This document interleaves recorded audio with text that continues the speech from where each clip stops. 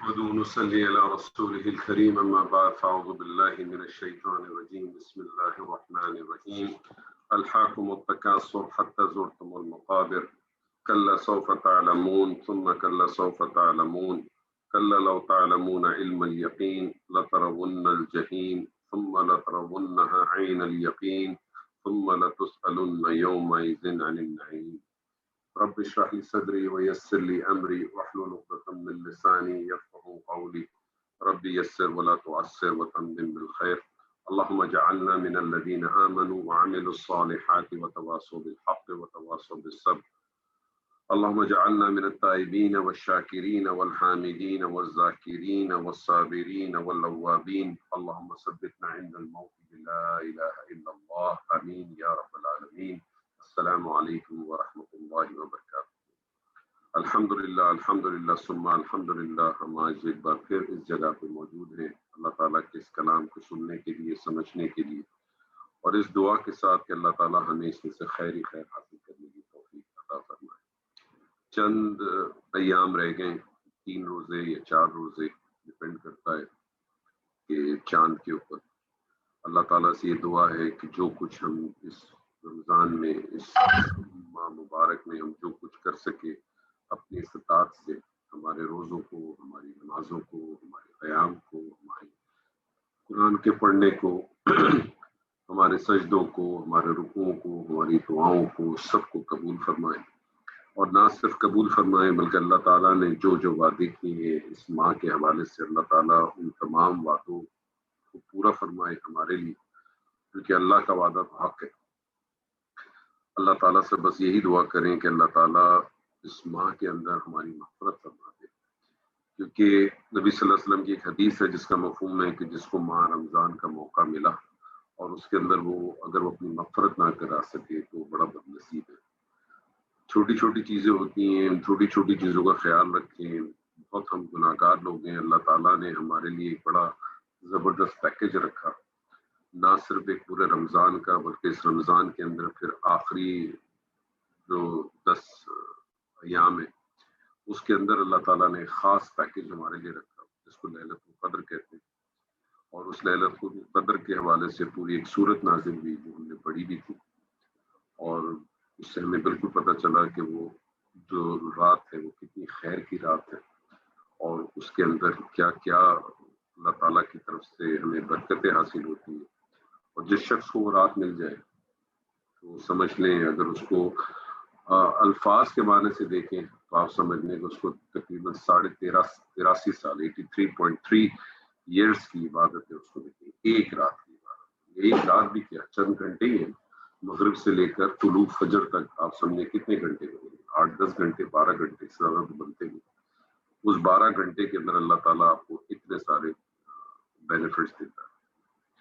تو اللہ تعالیٰ سے دعا ہے یہی کہ جو کچھ ہم نے اس مہینے میں اپنی طرف سے جو کچھ ہم کر سکیں اللہ تعالیٰ اسے قبول فرمائے، اور نہ صرف قبول فرمائے بلکہ جو وعدے ہم نے بھی اللہ کے ساتھ کیے، اللہ کی بارگاہ میں ہم نے بھی بہت سارے وعدے کیے، ہم نے بھی اسے توبہ کی ہے، ہم نے بھی اس سے مغفرت کی درخواست کی ہے، ہم اس سے وعدے کیے کہ وہ تمام کام، وہ تمام چیزیں جو ہم اپنی عام زندگی میں کرتے رہے ہم ان سے اپنے آپ کو بچائیں گے، ان سے اپنے آپ کو دور رکھیں گے۔ اللہ تعالیٰ سے یہ بھی دعا ہے کہ ہم اس کے اندر بھی اپنے آپ کو کامیاب رکھ سکیں۔ آج ہم انشاءاللہ سورۃ تکاثر کا مطالعہ کریں گے۔ بہت ہی چھوٹی سورت ہے لیکن ایک بار پھر بڑی پاورفل سورت ہے۔ قرآن مجید کی تو ہر کلمہ بہت پاورفل ہے، ہر کلمے کا اپنا ایک انداز ہے، ہر سورت کا اپنا ایک انداز ہے۔ تو اس سورت کا بھی ایک بڑا خوبصورت انداز ہے۔ اس کے بارے میں ایک قول ملتا ہے ہمیں کہ اس سے پہلے والی جو صورت ہے وہ سورہ قاریہ ہے۔ سورہ قاریہ کا جو اختتام ہوتا ہے وہ کچھ اسی طرح سے ہوتا ہے کہ آخر کے اندر جو لوگ اس جہنم میں داخل ہوں گے، جو نار میں داخل ہوں گے، ان کے بارے میں ہے کہ وہ داخل ہوں گے۔ اور سورہ تکاثر کی ابتدا دیکھیں تو اسی طرح سے ہو رہی ہے کہ وہ کون سے لوگ ہوں گے، کون سے لوگ ہوں گے جن کے ساتھ یہ معاملہ ہوگا۔ تو اگر دیکھا جائے تو پچھلی صورت کے حوالے سے بڑی زبردست ایک ہمیں چیز ملتی ہے۔ اسی طرح سے اگر پچھلی صورت کو اگر آپ دیکھیں تو اس میں اللہ تعالیٰ کہتا ہے فَأَمَّا مَنْ خَفَّتْ مَوَازِينُهُ، کہ جس کے وزن جو ہے وہ ہلکے ہوں گے، ان کے ساتھ یہ معاملہ ہوگا. وہاں خطاب جو ہے وہ غائب کے ساتھ ہے, تھرڈ پرسن کے ساتھ خطاب ہے. کون لوگ ہوں گے بتایا نہیں اللہ نے, لیکن اس خطاب میں یہاں جب صورت ابتدا ہوتی ہے تو الحاکم التکاثر, یہ ڈائریکٹ خطاب سیکنڈ پرسن سے ہو رہا ہے, مجھ سے اور آپ سے خطاب ہو رہا ہے. اب اس پوری صورت کو اپنے اوپر رکھیں, اور یہ صورت میں سمجھتا ہوں کہ آج مسلمان ہوں یا غیر مسلمان ہوں سب کے اوپر پوری ایز اٹ از فٹ ہوتی ہے. ایسا لگتا ہے کہ اللہ تعالیٰ نے یہ صورت جو رکھ دی تھی اتاری تو اس کو ایک ایسے شیلف پہ رکھ دیا گیا ہے کہ اسے جب چاہیں اسے اتاریں اور جیسا بھی زمانہ اس کے سامنے اس میں رکھ دیں تو یہ صورت پوری کی پوری فٹ بیٹھتی ہے. اس میں آپ کو کسی قسم کی کوئی آپ کو اس میں تعویل کرنے کی ضرورت نہیں ہے. یہ صورت بذات خود اپنی تفسیر خود بیان کرے گی. آپ اس کا مزاج دیکھیں گے, اس کا طریقہ کار دیکھیں گے, یہ خود جو ہے نا یہ صورت اپنا ایک جو ہے تفسیر جو ہے نا خود بیان کرے گی. ابتدا صورت کی ہوتی ہے الحاکم التکاثر. الحاکم التکاثر کا جو لوگوں نے ترجمہ کیا ہے وہ کچھ اسی طرح سے کیا ہے کہ زیادتی کی چاہت نے تمہیں غافل کر دیا. یہ الہا جو ہے, الہا جو ہے, الحاکم جو الہا ہے, یہ اس کا جو اصل مادہ ہے وہ ہے لام, ہا اور واو, اور لہب جس کو ہم کہتے ہیں. لہب کہتے ہیں کھیل کود کو, شغل کو, انٹرٹینمنٹ کو. لہب کہتے ہیں کھیل کود کو, شغل کو, انٹرٹینمنٹ کو. ایسی چیز جو آپ کو مشغول رکھ دے, ایسی چیز جو آپ کو بہت زیادہ بزی رکھے, اور اس بزی رکھنے سے یہ ہو کہ آپ کا جو اصل پوائنٹ ہے, آپ کا جو اصل مقصد ہے, آپ کا جو اصل ہدف ہے اس سے آپ دور ہو. اسی لیے جب ہم کہتے ہیں لہو, گفتگو, لغو, باتیں بھی جو ہم کرتے ہیں تو وہ بھی اسی طرح سے آ جاتی ہیں جس طرح سے لہو آتا ہے. یہ بیسکلی کیا کرتا ہے کہ یہ ایسی مشغولیات ہوں کہ جس کے اندر آپ کا جو اصل ہدف ہے, آپ کا جو اصل مقصد ہے اس سے آپ کو دور کر دیتا ہے. اور جب یہ بات تکاثر کی آئی تو تکاثر بیسکلی کیا ہے کہ یہ اس کا بھی اگر مادہ آپ دیکھیں تو کاف, فا اور را ہے, کثرت سے.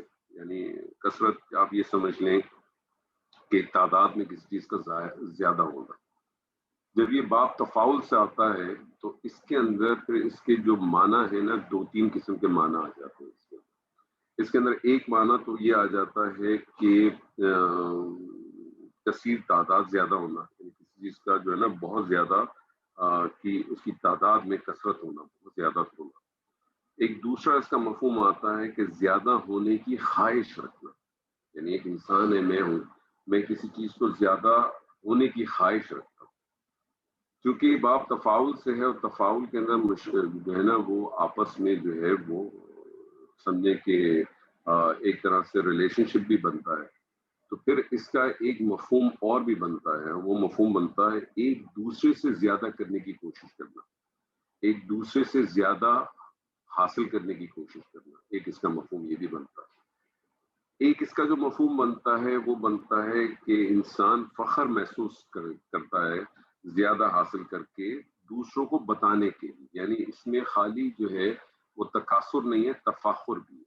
یعنی فخر کے لیے آدمی کوئی چیز کرے کہ میں فلانا کام اس لیے کرتا ہوں. جیسے بہت سارے لوگوں کی کچھ لوگوں میں ایک ہیبٹ بھی ہوتی ہے کہ آپ ان سے کسی چیز کے بارے نہ بھی پوچھیں تو وہ آپ کو اس کا پرائس ٹیگ بھی بتا دیں, یا فور نو ریزن وہ آپ کو بتا دیں گے ایسی کہ میں نے نئی گاڑی لی اتنے کی لی ہے, ٹھیک ہے کوئی بات نہیں, تھوڑی مہنگی ہے لیکن بہت اچھی ہے. یا کوئی گھڑی لی ہے تو گھڑی کے اوپر کوئی بات کر دی ہے, کوئی لباس لیا ہے تو لباس پہ بات کر دی. یعنی صرف حاصل کرنے کا مقصد یہ نہیں ہے کہ اپنے لیے کر رہے ہیں بلکہ دوسروں کے ساتھ فخر بھی محسوس کریں. تو یہ تین چار میں نے آپ کے سامنے اس کے مفہوم رکھے, ان کو اپنے ذہن میں آپ رکھیں اچھی طرح سے. یہ میں بعض دفعہ آپ کے سامنے کچھ چیزیں رکھ کے اوپن چھوڑتا ہوں.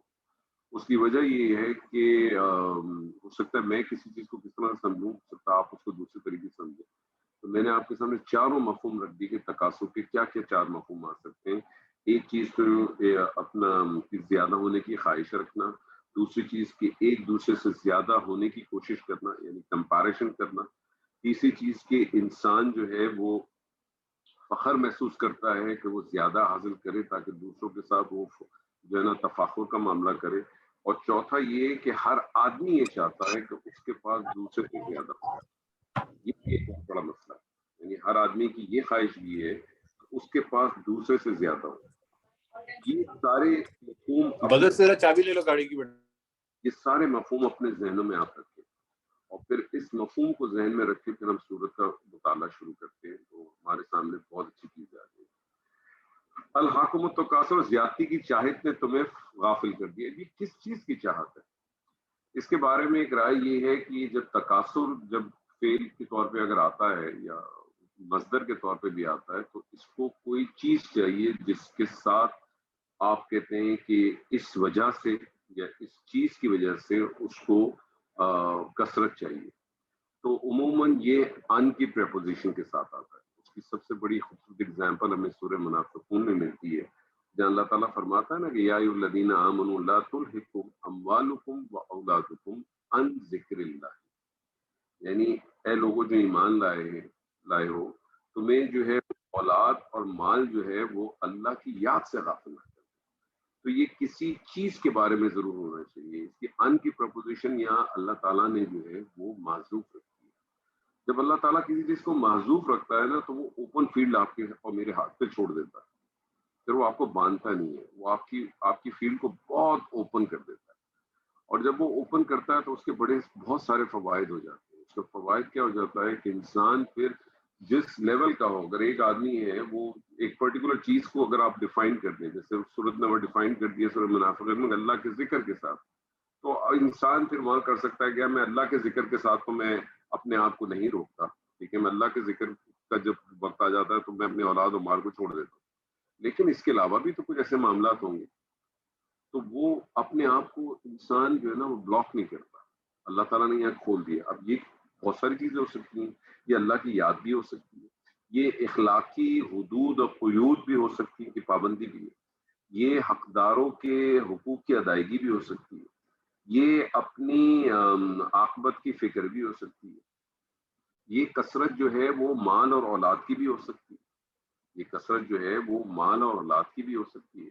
یہ بلند و بالا عالیشان محل گھر ان کی بھی ہو سکتی ہے. یہ کثرت جو ہے وہ کسی منصب یا اقتدار کی بھی ہو سکتی ہے. اور یہ کثرت جو ہے وہ لوگوں کی بھی ہو سکتی ہے. ایون آپ کو اپنے اولاد کی زیادتی میں بھی ہو سکتی ہے. یہ کثرت آپ کو اس فارم میں بھی آ سکتی ہے. لیکن اللہ تعالیٰ نے اتنی ڈیفائن کر دی، پورے پیرامیٹرز کھول دیے. اب میں نے آپ کو بتایا نا کہ یہ صورت اتنی خوبصورت طریقے سے اللہ تعالیٰ نے ہے، بہت چھوٹی صورت ہے، اس کو آپ کسی بھی ماحول میں کسی بھی وقت آپ اس کو اپلائی کرا سکتے. اس کو شیلف سے نکالیں، جو ہوتا ہے نا تیار ایک چیز پڑی ہوئی ہے، آپ کو کچھ نہیں کرنا، اس کو شیلف سے اٹھائیں اور جس وقت وہ دنیا کے اندر جو معاملہ چل رہا ہے اس صورت کو آپ رکھ دیں، وہ آٹومیٹکلی ہر آدمی اپنی اس چیز کو اسے ڈیفائن کر کے اس کو کیلکولیٹ کر دے. ہر آدمی اس کو ڈیفائن کر کے کیلکولیٹ کر دے. تو اس کا ایک ترجمہ تو اس طرح سے بھی ہو سکتا ہے کہ مال اور اولاد کی کثرت فخر جو تم کرتے ہو، فخر نے تم کو اللہ کی اطاعت اور اس کی عبادت سے غافل کر دی، جیسے کہ ہمیں سورہ منافقون کی آیت سے دکھا. اور تم مال اور اولاد کی کثرت میں اللہ تعالیٰ کی اطاعت سے ٹوٹل غافل ہو. یعنی اب آپ دیکھیں کہ کتنا بڑا یہ مسئلہ آ گیا کہ یہ مال اور اولاد والا جو مسئلہ آ گیا، یہ جو مال کی جو بھوک ہے اس کا کتنا بڑا ایک آپ کے سامنے ایک اسٹرکچر سامنے آ گیا کہ اس مال کے لیے آدمی کیا کچھ کر سکتا ہے، کیا کیا چیزیں ہو سکتی ہیں. ہمیں ایک جگہ روایت میں ملتا ہے کہ ابن آدم کہتا ہے کہ میرا مال میرا مال. تو اس سے کہا گیا ہے ابن آدم تیرا مال تو صرف وہی ہے جو تو نے کھا لیا یا تو نے خرچ کر دیا یا کسی جگہ پہ دے دیا، جس کو تو نے ختم کر دیا، یا جس کو تو نے پہن لیا اور اس کو پھر تو نے بوسیدہ کر دیا، یا تو نے اس کا صدقہ کر دیا. یعنی تیرا مال تو بیسکلی وہی ہے جو تو نے استعمال کر دیا. تم کہتے ہو میرا مال میرا مال میرا مال، یہ گھر یہ گاڑی یہ بینک بیلنس یہ تم کہاں لے کے جاؤ گے؟ یہ کہیں لے کے نہیں جاؤ. اسی طرح سے ایک جگہ میں ملتی ہے، ایک اور روایت میں ملتی ہے، یہ خان بخاری میں بھی ہے، اور یہ بڑی جو ہے نا ایسی ہے کہ تھوڑا سا آدمی کو اس پہ لرزہ بھی آ جائے. اس کے الفاظ کچھ اس طرح سے ہیں کہ اگر ابن آدم کے پاس سونے کی ایک وادی ہو پورے سونے کی، تو وہ چاہے گا اس کے پاس 2 وادی ہوں. یعنی وہ چاہے گا اس کے پاس 2 وادی ہوں اور اس کا منہ مٹی کے سوا ہرگز نہیں بھر پائے. یعنی اس کا مطلب یہ ہوا تو اس کی طلب اتنی زیادہ ہے، اس کے پاس ایک وادی ہو تو چاہے گا دو وادیاں ہو، اور ایک حدیث کے مفہوم میں ترمذی میں جو ہے اس میں تو ایک اور ایڈیشنل ورڈ بھی ہے کہ وہ دو ہو جائیں گی تو چاہے گا تیسری بھی ہو۔ لیکن اس حدیث کے حوالے سے تو یہ ہے کہ اس کی کوئی چیز جو ہے نا اس کی طلب کو، اس کی کثرت کو بھر نہیں سکتی ہے سوائے اس کے منہ میں مٹی ڈال دی جائے۔ منہ میں مٹی کب ڈلتی ہے کہ جب وہ مر جائے گی۔ قبر کی مٹی کے علاوہ اس کی کوئی چیز اس کی جو ہے نا پیٹ نہیں بھر سکتی۔ یعنی اتنی بڑی وعید ہے اس کے بارے میں، یعنی اس کا لیول کیا ہے۔ اس آیت میں جس کثرت کی کو طلب کرنے کی جو مذمت فرمائی گئی ہے، جو بتائی گئی ہے، وہ اس کے بارے میں ذہن میں اچھی طرح سمجھیں کہ کثرت جو ہے وہ اگر آپ نے اطاعت کے طور پہ مانگی ہے، یا اگر آپ نے کوئی عبادت کے طور پہ مانگی ہے، یا حسن اخلاق کے لیے مانگی ہے، تو بڑی محمود ہے، اس کے تو بڑے فوائد ہیں۔ لیکن اگر آپ نے اسی چیز کو آپ نے مال میں کثرت جو ہے وہ کسی فسق کرنے کے لیے مانگی ہے، کسی فجور کے لیے آپ نے کی ہے، تو پھر ڈیفینیٹلی نہیں۔ مگر اگر وہی مال کی کثرت آپ کے پاس اس لیے بھی ہے اور آپ چاہتے بھی اس لیے کہ اللہ کی راہ میں خرچ کرنے کے لیے مطلوب ہو، اور آپ اس لیے چاہتے ہیں کہ میرے پاس زیادہ سے زیادہ مال ہو، کثرت سے کثرت مال ہو، اور وہ اس لیے ہو کہ میں اللہ کی راہ میں خرچ کروں، اللہ کے بندوں پہ خرچ کروں، میرا اور کوئی آبجیکٹو نہ ہو، تو شاید اس کے اندر وہ پہلو یہاں نہیں ہے، کیونکہ یہ متفق علیہ حدیث ہے جس کے اندر ہمیں ملتا ہے کہ صرف دو آدمیوں پر رش کرنا جو ہے نا وہ اس کی اجازت ہے۔ دو آدمیوں کے اوپر آپ رش کر سکتے ہیں، مستحسن ہے۔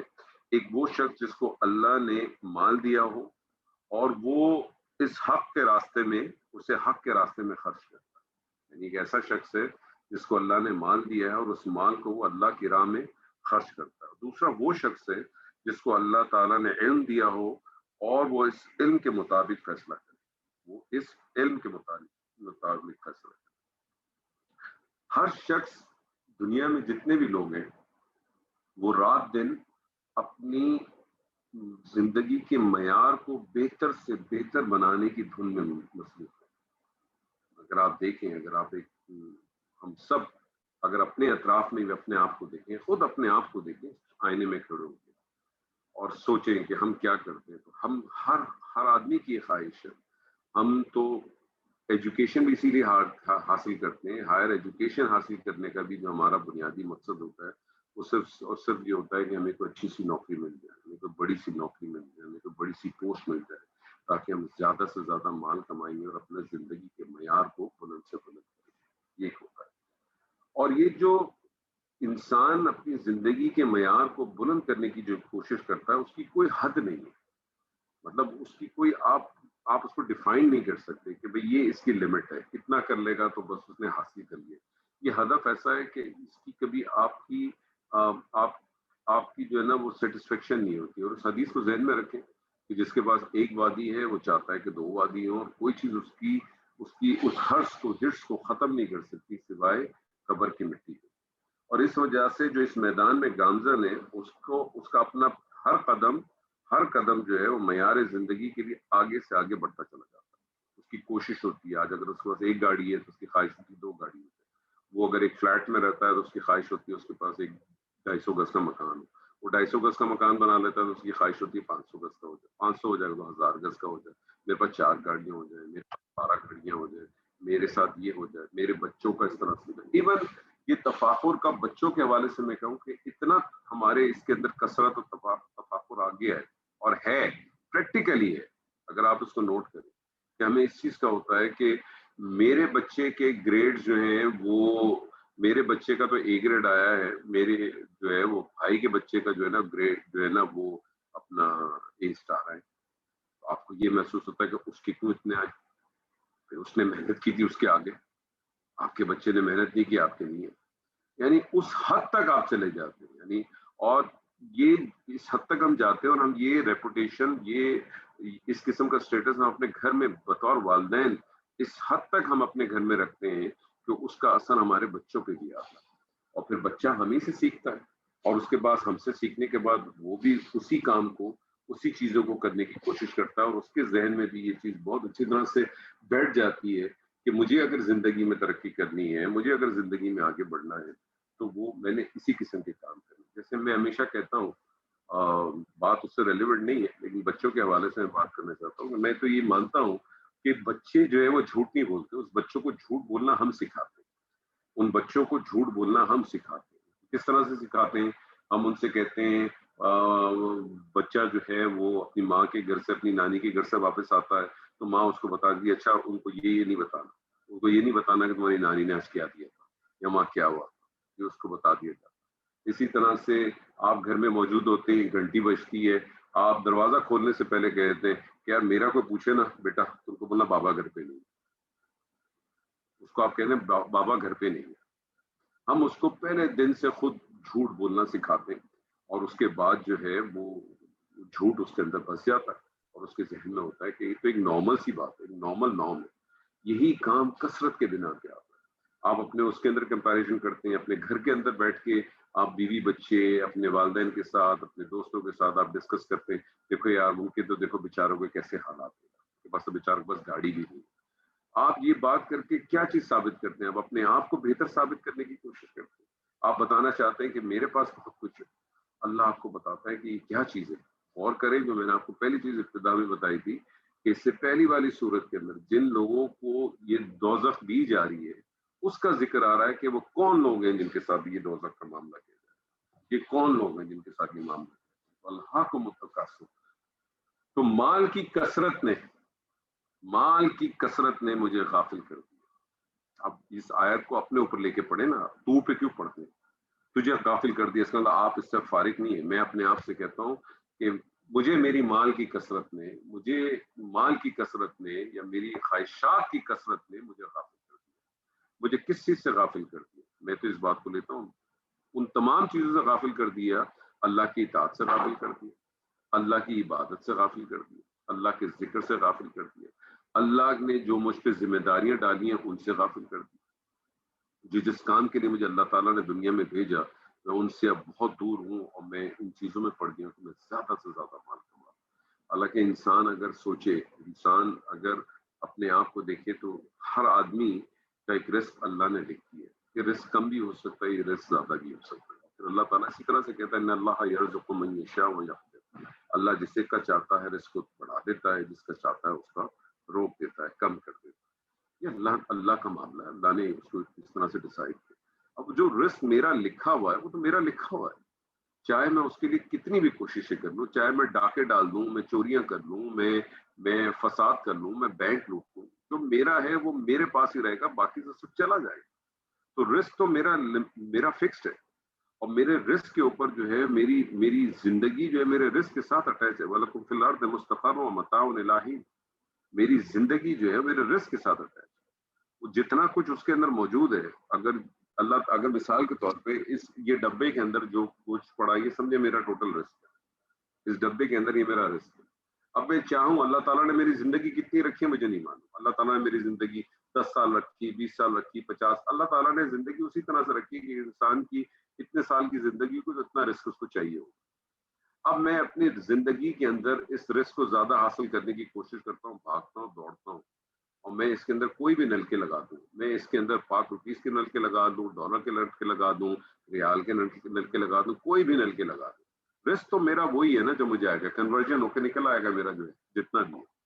اب اگر میں اس رزق کو اپنے وقت سے پہلے حاصل کر لوں، میں اس کے اندر جو ہے وہ میں نے پہلے پاس ایک دکان تھی، میں اب دکان کے ساتھ 4 دکانیں لگا لوں تو میرا رزق نہیں بڑھ جائے گا، میرا رزق ہوگا کیا، میری آمدنی نہیں بڑھے گی، میری آمدنی جو مجھے 20 سال میں ملنی تھی وہ آمدنی میں اپنی 2 سال میں لے لوں گا، مجھے لگے گا میں نے بہت کمایا، لیکن ہوگا کیا، ہو سکتا ہے اللہ تعالیٰ نے میری 100 سال کی زندگی دی، اللہ تعالیٰ نے ہو سکتا ہے میری 100 سال کی زندگی دی، لیکن جب میں نے اپنا رزق سارا ختم کر دیا، اس ڈبے کو میں نے خالی کر دیا، یہ زیرو ہو گیا، رزق میرا ختم ہو گیا، جب رزق میرا ختم ہو گیا میری دنیا میں جگہ ختم ہو گئی، ختم، پیریڈ کلوز، فائل بند۔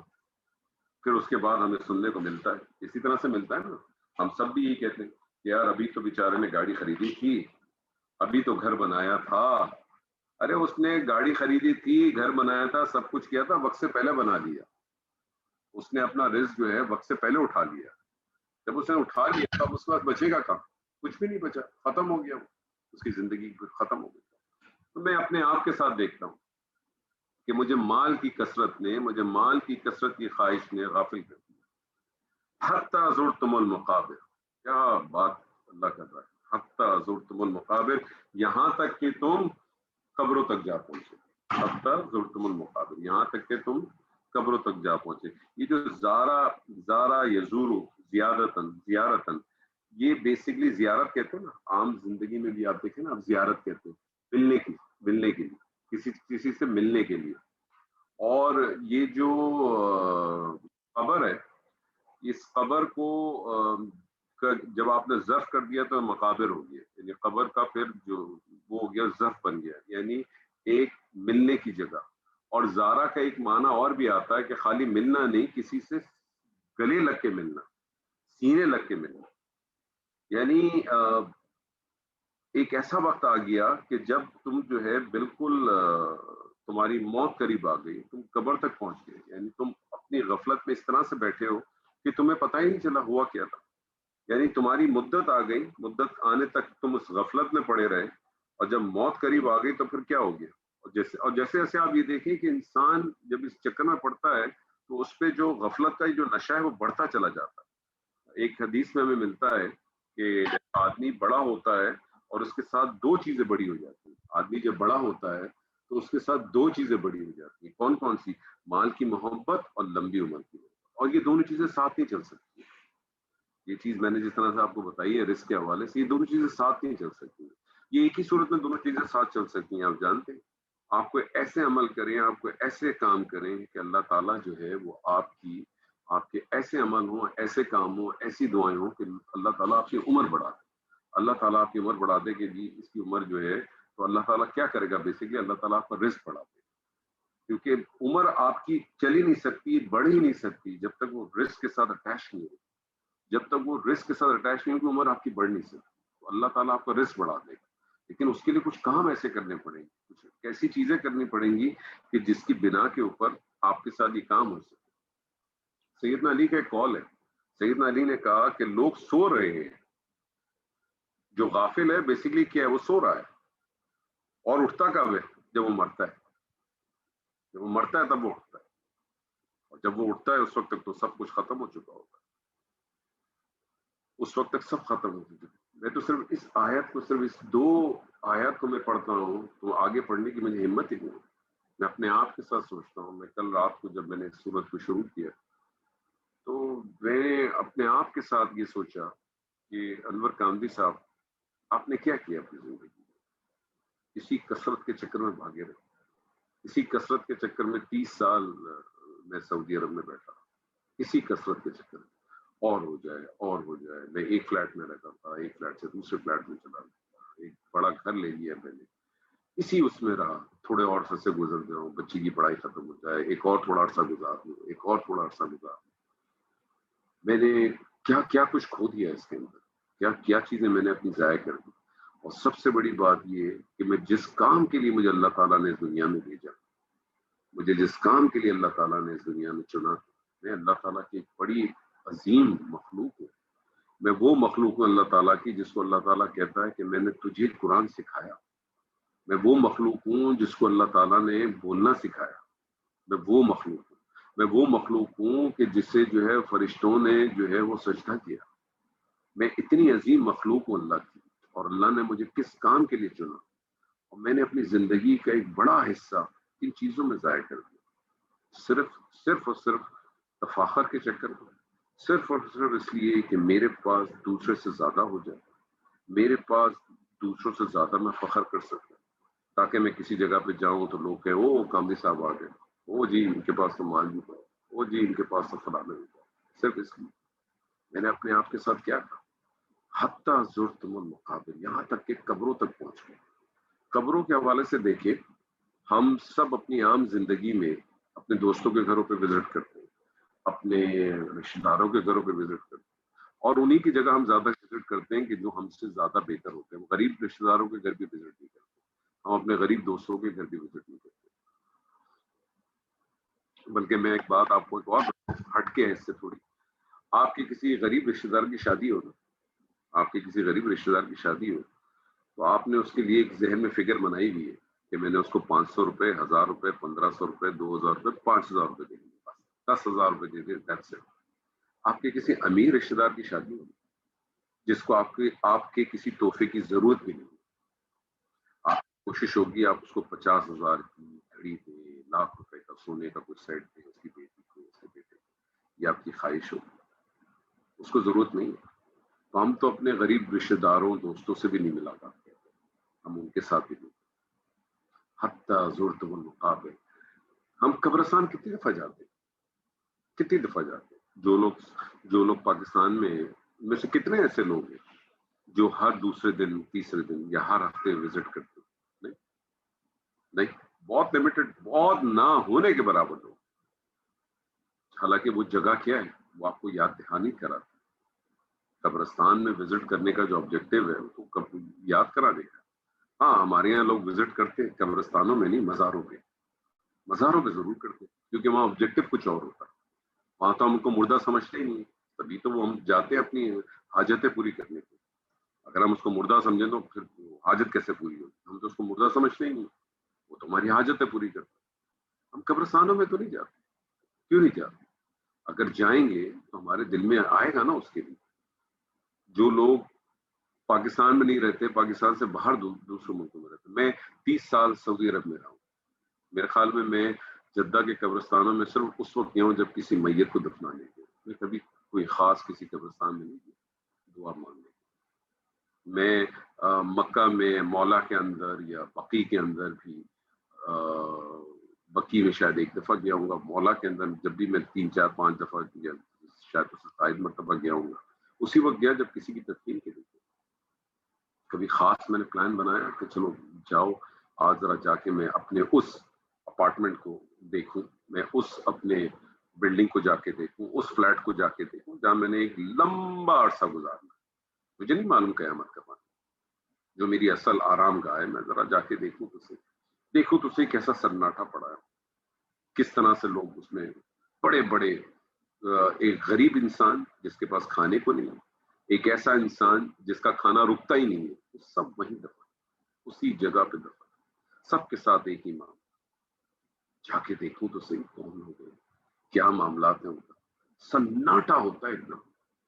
چڑیا کی آواز بھی جو نا قبرستان میں اگر آپ چلے جائیں تو کیوں کرتی ہے، تو وہ ایک 600 میٹر دور بھی ہو نا، 800 میٹر دور تو آواز آتی ہے، شہر کی زندگی میں نہیں آئے گی، وہ آپ کا اصل ٹھکانا۔ اللہ کہتا ہے تم پہنچ گئے وہاں تک، اور تمہارا یہ تفخر، یہ تمہارا فخر، یہ ختم ہی نہیں ہو رہا، یہ ختم ہی نہیں ہو رہا۔ کلا سوف تعلمون ثم کلا سوف تعلمون، ہرگز نہیں، کلا ہرگز نہیں، بالکل ڈیفینیٹ بات کر دوں گا، کسی قسم کا یقین کے لیے بالکل اس طرح سے، یعنی آپ یہ کہ اللہ کہہ رہا ہے ہو ہی نہیں سکتا، نو وے، ناٹ ایٹ آل، ہم کہتے ہیں نا کلا سوف تعلمون ثم کلا سوف تعلمون، ہرگز نہیں، تم ان قریب معلوم کر لو گے۔ یہ جو سوفا ہے، ایک ہوتا ہے فعل جو مضارع کا جو فیوچر کا سینٹینس ہوتا ہے، اس کے اندر ایک ہوتا ہے، اگر سین کے ساتھ بھی آتا ہے، اگر یہ بھی ہو سکتا تھا کلا ستعلمون، کلا ستعلمون، بہت جلد، بہت قریب کے اندر ہے، اور سوف تعلمون یہ ہے فیوچر لیکن تھوڑا سا ڈیلیڈ ہے، لیکن یہ ڈیلیڈ بھی بہت انقریب ہے، بہت ہی انقریب ہے، انقریب تم جان جاؤ گے۔ مزید اس کے اوپر تاکید کی، ثم کلا سوف تعلمون۔ اب یہ ثم یاد رکھیے گا، ثم پھر، ویسے اگر آپ اس کا ترجمہ کریں اور بھی لیتے ہیں لوگ اس کا ترجمہ، لیکن ثم ایک پیریڈ ڈیفائن کرتا ہے، یاد رکھیے گا، ثم ایک پیریڈ ڈیفائن کرتا ہے، ثم ایک پیریڈ ڈیفائن کرتا ہے۔ تو پہلی بات جب کی کہ کلا سوف تعلمون، ان قریب تم جان جاؤ گے، وہ ان قریب تم کب جان جاؤ گے؟ جب تم قبروں میں پہنچ جاؤ گے۔ اور پھر جب کہا ثم کلا سوف تعلمون، اور ہرگز نہیں، پھر تمہیں جلد علم ہو جائے گا، تم بہت جلد جان جاؤ گے، تم بہت جلد ان قریب تم اس کو جان جاؤ گے، تو پھر اس کا معنی ہوگا کہ یہ کون سا پیریڈ ہے؟ کہ یہ جب تم قبروں سے اٹھائے جاؤ، جب آپ سامنے آ جاؤ، کیونکہ اللہ تعالیٰ آگے کہتا ہے کلا لو تعلمون علم الیقین، ہرگز نہیں، اگر تم ہرگز نہیں، تمہیں جلد علم ہو جائے گا، کلا لو تعلمون علم الیقین، ہرگز نہیں اگر تم یقینی طور پہ جان۔ یعنی آپ دیکھیں کہ 3 دفعہ اس چیز کو ہائی لائٹ کیا، 3 دفعہ کلا सौफ तालमून थुम्मा कल्ला सौफ तालमून कल्ला लौ तालमून इल्मुल यकीन को भी थोड़ी देर छोड़ दें। तालमून तालमून तालमून 3 दफा बात की। मैंने आपको पिछली दफा भी कही थी एक बात कि कुरान मजीद जब इब्तिदा में आया है तो ये किताब की शक्ल में नहीं आएगा। किताब कुरान मजीद को जो है वो सुनाया गया था, लोगों ने सुना था, इसीलिए तो उन्होंने कहा था समेना व अताना, हमने सुना और हमने इताअत की। नहीं तो होता कुरान हमने पढ़ा व अताना और हमने अताअत की। हमारे साथ मामला ये है, कुरान हम पढ़ते हैं और हम अताअत करते हैं। सुनने में और लिखने में बहुत बड़ा फर्क है। और जब उनको पढ़ के जब सुनाई गई होगी तो उसी तरह से सुनाई गई होगी, उनको इसी तरह से सुनाई गई होगी। हरगिज नहीं, अनकरीब तुम जान जाओगे, फिर तुम दोबारा जान जाओगे और फिर तुम यकीनन जान जाओगे, तुम अपने इल्म के बदौलत जान जाओगे। इस बात को ऐसे कहा गया है और इस बात को इस तरह से लिखा गया है, कल्ला सौफ तालमून सुम्मा कल्ला सौफ तालमून कल्ला लौ तालमून इल्मुल यकीन। अब आप मुझे बताएं, आप जब ने उसको पढ़ा तो आपने क्या महसूस किया?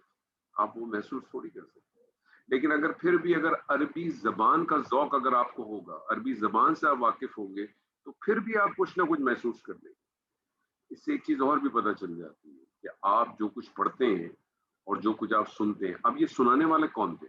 गौर करें आप थोड़ा सा, ये सुनाने वाले कौन थे? अल्लाह के रसूल थे। अल्लाह के रसूल ये कलाम सुनाते। तो अगर इसीलिए जो आप दुरूस के जो प्रोग्राम करते हैं, जो दर्स के प्रोग्राम करते हैं, और उसमें जब कोई आदमी आपको सुनाता है और आप सुनते हैं, तो आपको पता है आप एक तरह से अल्लाह की रसूल की सुन्नत को भी कायम करते हैं। अल्लाह के रसूल की सुन्नत है ना कि उन्होंने सुनाया, या उन्होंने जब उनको वही आ गई तो उन्होंने कागज पे लिखवाया, किसी को लोगों को बांट दिया, हाँ ये अभी बकर को दे के आ जाना, ये सईदना उमर को दे देना, इन सबको बांट देना। ऐसा तो नहीं किया, उन्होंने सुनाया। तो आप जब किसी मजमे में, किसी घर के अंदर, किसी प्रोग्राम के अंदर 5 लोगों को, 10 लोगों को, 15 लोगों को, 20 लोगों को, मजमे की फिक्र ना करें, नंबर्स की फिक्र कभी ना करें, कभी इस उसमें मत रहा करें कि आपके पास जो है ना वो लोग कितने ज्वाइन करेंगे, आपके पास लोग कितने आएंगे। आपके पास एक आदमी भी आए, क्योंकि ये सारी चीजें तो हमने अपने अंबियाओं की सुन्नत से देखा ना। हमने ये सारी चीजें कहां से देखी? अपने अंबियाओं की सुन्नत से हमने देखा।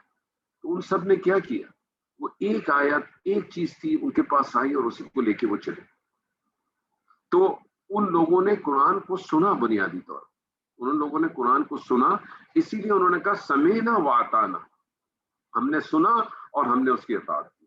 तो इससे एक बात और भी पता चली कि आपकी जो जो ये जो सुनने वाले, जो दुरूस वाले और दर्स के जो काम होते हैं, तदरीस के काम होते हैं, ये भी एक तरह से देखा जाए तो ये अल्लाह की एक सुन्नत है जो हम कायम करते हैं, और इसको कंटिन्यू रहना चाहिए, इसको खत्म नहीं होनी चाहिए। जो लोग ये काम करते हैं, जो लोग हमारे साथी इन कामों को करते हैं, उनको चाहिए इस काम को कंटिन्यूटी लेवल पे रखें। जो नहीं करते उनको चाहिए कि उसका एहतमाम करें। जो आप में से बेहतर हो, आप में से 5, 7, 8, 10, 15, 20 जो भी आपका ग्रुप है, उसमें जो शख्स आपको लगता है कि वो बेहतर हो, वो आपसे बेहतर बात कर सकता है, वो आपसे बेहतर तरीके से चीजों को बता सकता है। क्योंकि इफेक्टिव कम्युनिकेशन के लिए हमेशा याद रखिएगा 3 चीजों का होना बड़ा जरूरी है। इफेक्टिव कम्युनिकेशन सूरह रहमान में हमने सीखी। इफेक्टिव कम्युनिकेशन में सूरह रहमान से हमें पता चली कि क्या चली थी। 3 चीजें होती हैं। सबसे पहली चीज कि आपका कंटेंट क्या है, आप जो बात करना चाहते हैं वो बात है क्या। दूसरी चीज, वो बात करने, जो बात जो की जाएगी उसका तरीकेकार क्या होगा, उसका स्टाइल कैसे होगा। और तीसरी चीज, आपका ऑडियंस कैसा होगा। बाज दफा कंटेंट तो बहुत जबरदस्त होता है, लेकिन जो कंटेंट को एक्सप्रेस करने वाला आदमी है वो अपनी बात को अच्छी तरह से एक्सप्रेस नहीं करता, तो कंटेंट जाया हो जाता है, कंटेंट खत्म हो जाता है। आपके पास कंटेंट भी बहुत जबरदस्त है, आपके पास बात करने वाला भी बहुत जबरदस्त है, लेकिन आपका जो ऑडियंस है वो बहुत ज्यादा नॉलेजेबल नहीं है। आपका ऑडियंस ऐसा है जो पढ़ा लिखा नहीं है। आपका ऑडियंस ऐसा है कि जिसने कुरान को पढ़ा नहीं है, उसके मफहूम को नहीं मालूम। उसके सामने अगर बैठ के आप इंटेलेक्चुअल लेवल्स की बातें करेंगे, उसको क्या समझ में आएगी? उसको कोई चीज समझ में नहीं आएगी। अल्लाह ताला ने देखे किस तरह से सारे अल्फाज अल्लाह ताला ने कौन कौन से इस्तेमाल किए। अल्लाह ताला ने वो लफ्ज इस्तेमाल किए जिससे अरब वाकिफ था। अकबरी, वो वाकिफ थे उस लफ्ज से कि वो कहते थे जब वो कोई चीज ऐसी चीज को देखते थे जो बड़ी कोई एक्सेप्शन, जो हमने आखिरी आयत पढ़ी थी सूरह रहमान की, تو اخبری جس کے اندر لفظ تھا، تو وہ کیا تھا، اخبری لفظ کب استعمال کرتے تھے؟ وہ اس وقت استعمال کرتے تھے کہ جب کوئی چیز ان کے سامنے ایسی آتی تھی جو بالکل ان نون ہو، جس کو دیکھ کے وہ کہتے تھے کہ یار یہ ہمارے یہاں کی تو نہیں ہے. تو جس طرح سے ہم اپنی زندگی میں کہتے ہیں نا یار یہ کیا پاکستان سے آئی ہے، یہ کہ جنوں کے کسی دوسری جگہ سے آئی ہے، کوئی دوسری مخلوق سے آئی، دوسری پلانٹ سے آئی ہے. تو وہ استعمال کرتے تھے. مہجور وہ لفظ استعمال کرتے تھے. اللہ تعالیٰ نے انہی زبان سے کی. تو یہ ساری چیزیں ہمیں ملتی ہیں. تو اپنے اطراف میں اگر یہ کام آپ لوگ کرتے ہیں، جو لوگ یہ کام کرتے ہیں، میں بہت سارے لوگوں کو جانتا ہوں ہمارے اس پلیٹ فارم پہ جو ابھی بھی ہے، جو یہ سارے دروس کے اور اس کے کام کرتے ہیں، وہ اس کام کو جاری و ساری رکھیں. اپنے اندر لوگوں کو چوز کرے، اپنے آپ کو فکس نہیں کر دیں کہ یہ فلانا شخص آئے گا تو ہی مجھے درس پڑھا سکتا ہے، یہ فلانا شخص ہوگا یہی مجھے پڑھائے گا تو میں پڑھ سکتا ہوں، میں تو کسی سے پڑھوں گا. نہیں، جو آپ میں بہتر ہو، جو آپ میں بہتر ہو اور آپ کو لگے اگر آپ بہتر ہے تو آپ پہل کریں، آپ بھی پہل کریں. یہ بھی ہم نے سیکھا اس کتاب سے، یہ بھی ہم نے اسی قرآن سے سیکھا. سورہ یوسف کے اندر سیدنا یوسف نے خود اپنے منہ سے عہدہ مانگا. کیوں مانگا عہدہ؟ کیونکہ وہ سمجھتے تھے کہ وہ اس عہدے کو بہت اچھی طرح سے نبھا سکتے ہیں. اگر آپ سمجھتے ہیں کہ آپ کسی جگہ بیٹھے ہیں اور آپ اگر کوئی اس قسم کا کام کر سکتے ہیں، آپ کو خود جو والنٹیئر یہ آفر کرنی چاہیے کہ میں یہ کام کروں گا، میں اس کام کو کرنے کی کوشش کروں. اب آ جائیں کل اللہ تعالیٰ علم الیقین. یہ جو یقین کی بات آتی ہے تو اللہ تعالیٰ نے 3 چیزیں کہی ہیں یقین کے حوالے سے. اللہ تعالیٰ نے کہا ایک علم الیقین بھی ایک چیز کہی ہے اللہ تعالیٰ نے اسی صورت میں آگے کہا ہے عین الیقین. ایک عین الیقین بھی ایک چیز ہے، ایک علم الیقین بھی ایک چیز ہے، اور ایک حق الیقین بھی ایک چیز ہے. تو پہلے تو یقین کو تھوڑا سا سمجھے کہ یقین ہے کیا چیز. یقین ہے کہ کسی چیز کا ادراک اس طرح سے کیا جائے، کسی چیز کا ادراک اس طرح سے کیا جائے کہ اس میں اگر کسی قسم کا کوئی شک ہو وہ ختم ہو جائے. یقین یہ چیز ہے. تو یقین بیسیکلی ایمان سے بھی بڑا ہے.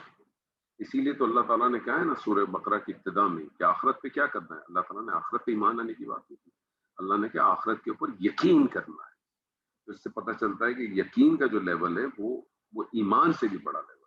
تو یقین کیا ہے کہ کسی چیز کا ادراک اس طرح سے کیا جائے کہ اس کا شک جو ہے نا وہ ضائع ختم ہو جائے. کسی چیز کی اصل پر آپ کا دل جو ہے مطمئن ہو جائے، ٹھک جائے، اور تصدیق کرنا کہ اس کے بارے میں کسی قسم کا کوئی شک نہ ہو. یہ ہے یقین. اب یہ یقین جب آپ کہتے ہیں کہ یہ ایک یقین علم الیقین ہے، ایک یقین عین الیقین ہے، ایک یقین جو ہے نا حق الیقین. علم الیقین کا مطلب ہو گیا کہ آپ اس طرح سمجھ لیں کہ کوئی جب آپ کوئی خبر سنتے ہیں یا کوئی آپ دلائل سنتے ہیں، اس پہ غور و فکر کرنے سے، جو آپ کو یقین حاصل ہوتا ہے اس کو علم الیقین ہے. یعنی کسی چیز کو جب آپ سنتے ہیں یا کسی چیز کو آپ پڑھتے ہیں اور اس کے سارے دلائل آپ کے سامنے جب آ جاتے ہیں اور اس پہ جب آپ غور و فکر کرتے ہیں، تدبر کرتے ہیں، اور اس کے بعد اگر آپ کے دل میں اس کے کوئی یقین آ جائے تو اس کو علم الیقین کہتے ہیں، کیونکہ وہ یقین آپ نے علم کی بدولت حاصل کی. ایک چیز یہ ہوتی ہے کہ کسی چیز کو آپ جو ہے وہ اپنے علم کی بدولت پہ یا کسی کے دلائل کی بدولت پہ ایگری نہیں کرتے، لیکن آپ جب اس کو اپنی آنکھوں سے دیکھ لیتے ہیں تو آپ اس پہ یقین کرتے ہیں، جس کو ہم کہتے ہیں نا سینگ از بلیونگ. میں حالانکہ اس سے ٹوٹلی ڈس ایگری کرتا ہوں، اس والی تھیوری سے، سینگ از بلیونگ والی سے. اس کی کیا وجہ ہے اس کو چھوڑ دیں، اس پہ ہم کبھی بعد میں انشاءاللہ بات کریں. تو وہ چیز کیا، وہ عین الیقین.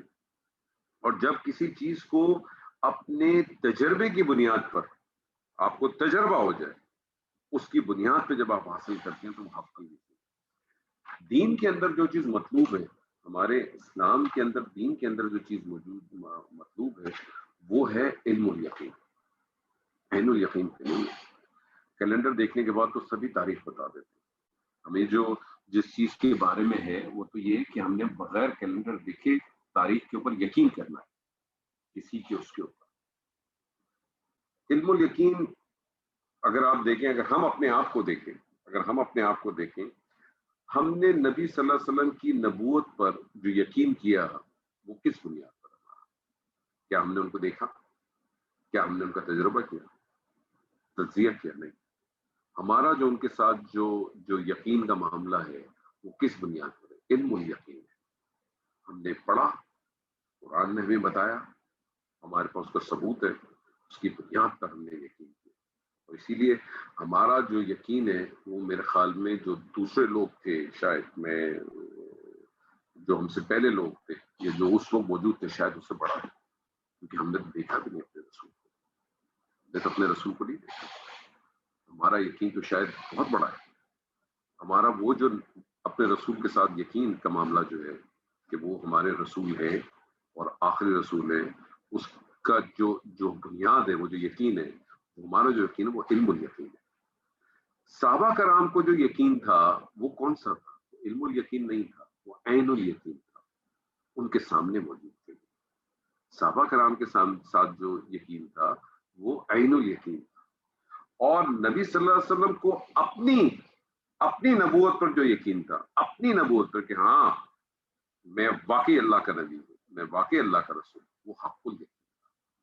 وہ حق الیقین. تو جو تین قسم کی یقین ہے، علم الیقین، عین الیقین اور حق الیقین. ایک بڑی خوبصورت مثال دیتے ہیں، بہت سارے لوگوں نے دی ہے، میں بھی آپ کے سامنے ریپیٹ کر دیتا ہوں. علم الیقین اور عین الیقین اور حق الیقین کی مثال اس طرح سے لے لیں کہ آپ دیکھتے ہیں کہ دھواں اٹھ رہا ہے کسی جگہ سے. آپ کا علم یہ کہتا ہے کہ جب کوئی چیز جلتی ہے تو اس میں سے دھواں نکلتا ہے.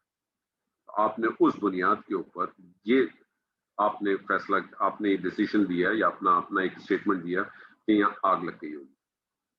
آپ نے آگ دیکھی نہیں ہے ابھی تک، آپ نے صرف دھواں دیکھا کسی جگہ. آپ نے دیکھا کہ دھواں آپ کو اٹھتا ہوا نظر آ رہا ہے.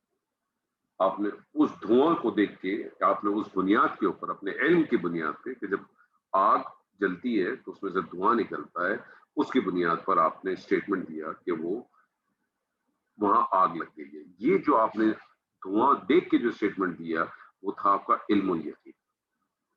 اب آپ جس جگہ پہ وہ دھواں اٹھ رہا تھا، آپ اس جگہ پہ پہنچ گئے. آپ وہاں خود پہنچ کے فزیکلی، اور آپ نے دیکھا کہ وہاں آگ ہی لگی ہوئی. اب وہ جو علم الیقین تھا وہ آپ کا کنورٹ ہو گیا کس چیز میں؟ عین الیقین. یعنی پہلے تو آپ نے صرف ایک بنیاد تھی، آپ کے علم کے بنیاد پر آپ نے ایک فیصلہ کیا کہ دھواں اٹھ رہا ہے، آگ لگی ہوگی. اپنی آنکھوں سے آپ نے دیکھ لیا. اب ہم سب جانتے ہیں کہ آگ کی جو تاثیر ہے وہ کیا ہے؟ وہ جلاتی ہے. وہ جلاتی ہے.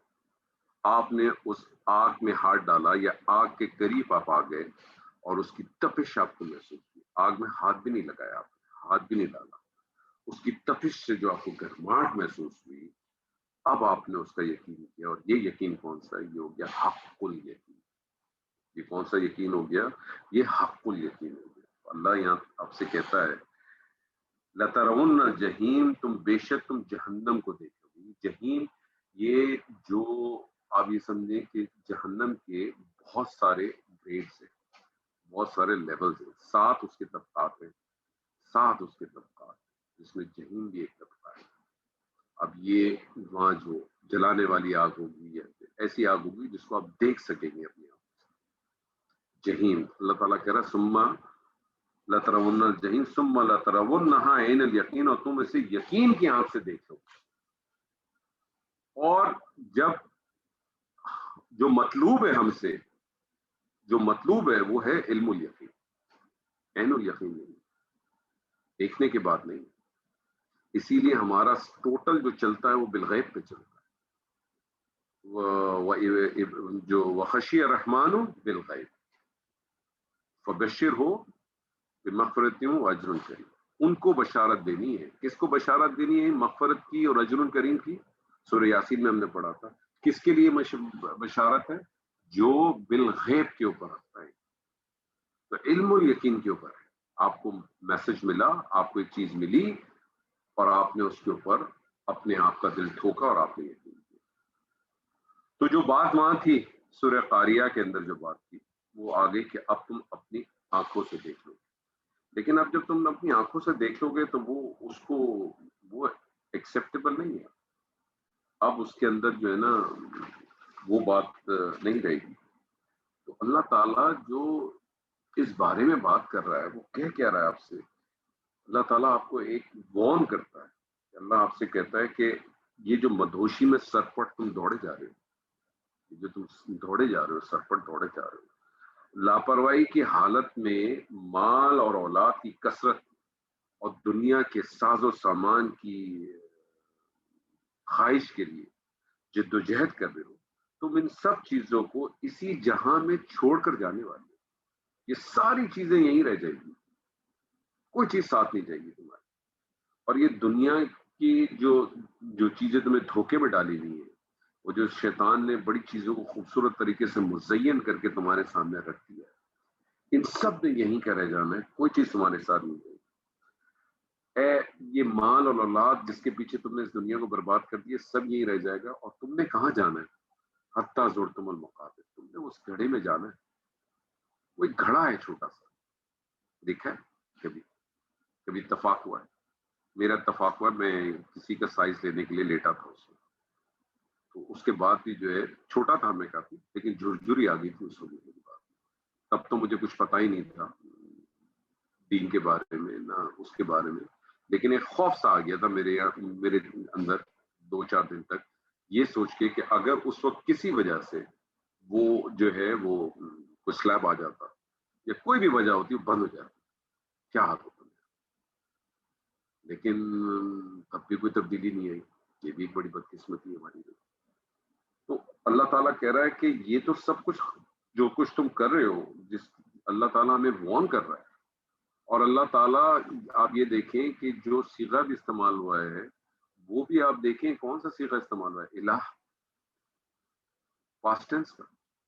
اور پاسٹ ٹینس کی جب بھی بات کی جاتی ہے، ماضی کی بات کی جاتی ہے، تو جو چیز آلریڈی ڈیفائنڈ ہو چکی ہوتی ہے.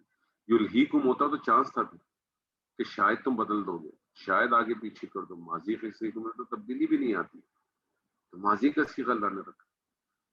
تو اللہ تعالیٰ ہمیں وارن کر رہا ہے کہ تم جس چیز کے لیے تم یہ اظہار برتری کرنے کے لیے جو تفخر کر رہے ہو، ذرا جاؤ، ذرا جاگو، دیکھو تو صحیح.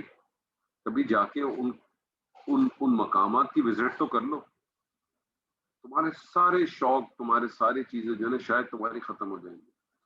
اور پھر جو بات اللہ نے کی آخر میں، وہ بڑی قابل غور ہے. لَتُسْأَلُنَّ يَوْمَئِذٍ عَنِ النَّعِيمِ. لام آپ سب جانتے ہیں یہ تاکید کے لیے آیا ہے. نون جو آ رہا ہے ثقیلہ، یہ بھی تاکید کی ہے، زبردست تاکید. اللہ کہہ رہا ہے پھر اس دن تم ضرور بضرور، کوئی ڈاؤٹ ہی نہیں ہے، نعمتوں کا سوال کیا جاؤ. نعیم کہتے ہیں اس نعمت کو جو تمہارے pass through out consistent level کے اوپر تمہارے پاس ہے، اور جو تم مسلسل استعمال کرتے. اب یہ نعمتیں کون سی ہو سکتی ہیں؟ کچھ لوگوں نے کہا کہ یہ سوال جو ہے نا صرف کافروں سے ہوگا. اللہ نے تو کہیں ذکر ہی نہیں کیا. اللہ نے تو کہیں ذکر ہی نہیں کیا کہ ایمان والے کے بغیر ایمان والے. یہ صورت تو سب کے لیے. مجھے نہیں معلوم جن لوگوں نے صرف یہ کہا کہ یہ بات جو ہے وہ صرف کفار کے لیے، کافروں کے لیے، ان کے پاس اس کی کیا دلیل ہوگی. ہو سکتا ہے کوئی دلیل ہوگی، لیکن اس صورت کا تو جو اسلوب ہے وہ تو کہیں سے نہیں کہتا کہ یہ بات جو ہے وہ کفار کے لیے ہوگی. تو اوپر میرے حساب سے تو جو کچھ تمہارے پاس اللہ نے جو نعمتیں دی تھیں، ان کا وہ تو نعمت ایسی تھی، اگر کوئی شخص کو نیک اعمال بھی کرتا ہو تو وہ جو نعمتیں اللہ نے اس کو دی ہیں اس کا شکر بھی نہیں ادا کر سکتا، اس کا بھی نہیں کرنا جو اللہ نے دی. تو یہ جو نعمتیں ہیں، یہ نعمتیں کسی نے کہا یہ اللہ کی اطاعت کی کہ نہیں کی، یہ اس کے بارے میں سوال جواب ہو سکتا ہے. یہ اللہ کی اطاعت میں خرچ کیا کہ نہیں کیا، اس کے بارے میں سوال ہو سکتا ہے. حلال کھایا یا حرام کھایا، اس پہ سوال ہو سکتا ہے. جو کچھ بھی ہوگا یہ سوالات لازماً اٹھیں گے. یہ سوالات لازماً اٹھیں گے کہ یہ دولت کیسی اکٹھی کی، کس طرح سے تم نے تفخر کیا، کس طرح سے تم نے یہ ساری چیزیں کی. حالانکہ جو دولت چاہے وہ مال کی ہو یا اولاد کی ہو، یہ تو دراصل ایک انعامات ہے نا، اللہ کی طرف سے انعامات ہے. اور یہ صرف اللہ کی طرف سے انعامات نہیں ہے، بلکہ ایک بھاری ذمہ داری بھی تو ہے. کہ خالی انعامات تو نہیں ہے، یہ تو بھاری ذمہ داری ہے. اور جب یہ بھاری ذمہ داری ہے تو پھر اس کی جواب دی تو سخت ہوگی کہ نہیں ہوگی؟ ڈیفینیٹلی ہوگی. کون سی چیزیں ہو سکتی ہیں؟ قرآن مجید کا مطالعہ کریں تو سورہ بنی اسرائیل میں ہمیں ایک آیت ملتی ہے ان السمع والبصر والفؤاد کل اولئک کان عنہ مسئولا، یقیناً کان، آنکھ، دل، یہ ساری وہ چیزیں جن کے بارے میں ضرور پوچھ، ان کے بارے میں پوچھ۔ اور ہمیں ایک بڑی معروف حدیث ملتی ہے جس کے اندر ہے کہ قیامت کے دن ابن آدم 2 قدم بھی نہیں چل سکے گا حتیٰ کہ اس 5 چیزوں کے بارے میں اس سے پوچھا جائے۔ 5 چیزوں کے بارے میں، ان 5 چیزوں کو نوٹ کریں اور تکاثر کو نوٹ کریں۔ پہلی چیز، اپنی عمر کن کاموں میں خرچ کی؟ بتائیے، اپنی عمر کن کاموں میں خرچ کی؟ کیا کہیں گے آپ؟ جو میں پیسے کما رہا تھا جی، میں جو ہے وہ چھوٹا تھا، پھر دل میں خواہش ہوئی، انور کاملی سے پوچھا گیا، پھر میں چلا گیا جناب سعودی عرب ریال کمانے کے لیے، اور بس میں اسی میں مصروف رہا، بس بائی دا ٹائم میں واپس آیا پھر تو اللہ زندگی نہیں بچی، کچھ ختم ہو گئی۔ اپنی جوانی کو کس کاموں میں کمایا؟ لو جی، مارے گئے۔ پہلا سوال تھا کہ اپنی عمر کن کاموں میں خرچ کی، دوسرا سوال ہے اپنی جوانی کو کن کاموں میں کمایا؟ اب تو مارے گئے، جوانی تو ختم ہو گئی، اب کیا کریں؟ اب کیا کرنا ہے؟ جوانی تو گئی۔ اب میں کہوں، ہو سکتا ہے کچھ لوگ کہیں کہ ہم تو ہمیشہ جوان رہتے ہیں، مرد تو ہمیشہ جوان رہتا ہے، تو اللہ کو پھر یہ سوال کرنے کی ضرورت ہی نہیں ہے۔ سمجھ، جوانی کا ایک پیریڈ ہے، اور جوانی کے پیریڈ جو بہت سارے لوگ ہیں وہ اس کی تشریح اسی طرح سے کرتے ہیں کہ وہ آپ یہ سمجھیں کہ جو 18 سال تک والی جو آپ کی بالغ ہو گئے، پھر وہاں سے لے کر 18 سے کہتے ہیں کوئی 25 یا 30 تک یہ شباب والا پیریڈ ہے۔ شباب 30 سے لے کے کوئی 40 سال یا 42 سال تک وہ کہتے ہیں کہ یہ آپ کا پیریڈ ہے، جس کو آپ کہتے ہیں کہ آپ کی جوانی۔ اس کے بعد تو پھر میچورٹی پہ پیریڈ شروع ہوتا ہے۔ تمام انبیاءوں کو سوائے سید عیسیٰ کے، تمام کو جو نبوت ملی وہ 40 سال کے بعد ہی ملی ہے۔ اور 40 سال ایک ایسا پیریڈ ہے جس کے بارے میں کہتے ہیں کہ میچورٹی لیول آ جاتا ہے، اور جس کو 40 سال کے اندر میچور نہیں ہوا وہ ساری زندگی میچور نہیں ہو سکتا۔ ہاں، کچھ لوگ دنیا میں ایسے ہوں گے حالات کی وجہ سے، چیزوں کی وجہ سے، کہ وہ 40 سال سے پہلے بھی میچور ہو سکتے ہیں۔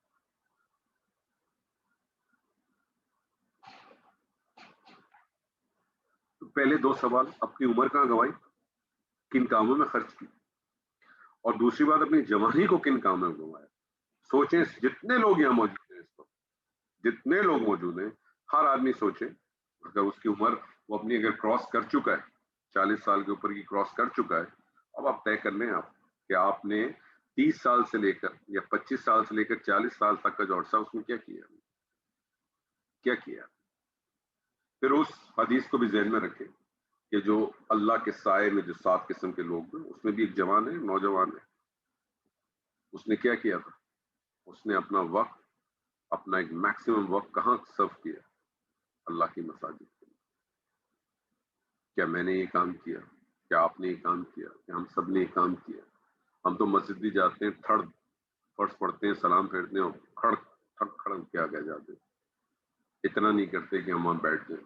ہم یہ نہیں کرتے کہ نماز شروع ہونے سے کوئی 10 منٹ پہلے چلے جائیں، 15 منٹ پہلے چلے جائیں۔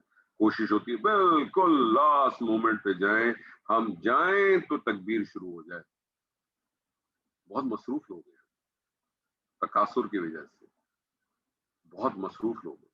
تیسری بات، اس نے اپنا مال کہاں سے حاصل کیا، کیسے حاصل کیا، اور پھر جو اس نے مال اپنا حاصل کیا ہے اس کو کن کاموں میں خرچ کیا۔ بڑی امپورٹنٹ بات، کہاں خرچ کیا، کمایا کیسے، اور اس کو خرچ کہاں کیا۔ اسی پہ میں نے پچھلی دفعہ آپ لوگوں کے سامنے ایک بات رکھی تھی کہ کیوں ایسا نہیں ہوتا کہ جو دینی مدارس ہوتے ہیں یا دینی وہ لوگ ہوتے ہیں جو دین کے کام بھی کرتے ہیں، آپ ان کو چندہ دیں یا کوئی چیز دیں، کبھی کوئی آدمی آپ سے نہیں پوچھے گا کہ آپ یہ جو پیسے دے رہے ہیں آپ کی سورس آف انکم کیا ہے۔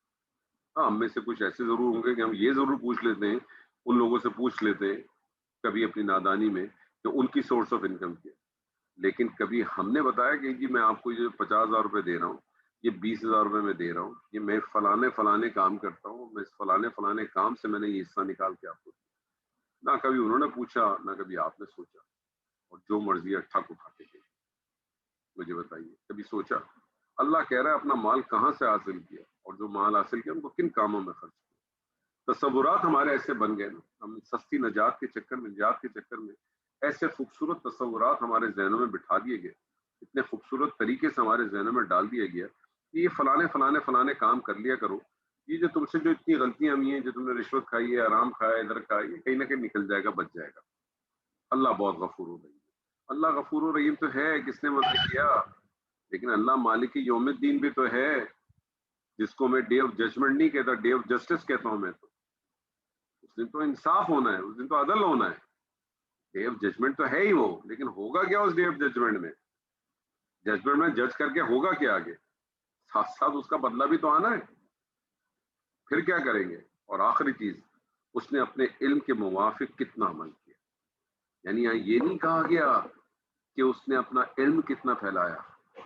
چاندی صاحب آپ کے سامنے تو کھڑے ہو کے بڑی بڑی لمبی لمبی لیکچر دیتے ہیں، بڑی بڑی باتیں کرتے ہیں، اپنے اوپر کچھ عمل کرتے ہیں کہ نہیں کرتے؟ آپ بڑی باتیں کرتے تھے، آپ ایسا کر لیا، ویسا کر لیا، یہ مت کرو، وہ مت کرو، سود مت کھاؤ، فلانا نہ کرو، خود تو انسٹالمنٹ پہ گاڑی لیے گھومتے ہیں آپ، لوگوں کو آپ منع کرتے ہیں کہ سود نہ کرو، خود تو آپ نے بینک کے اندر جا کے اپنی پراپرٹی فلیش کر کے پیسے لے کے آپ اپنا بزنس کر رہے ہیں۔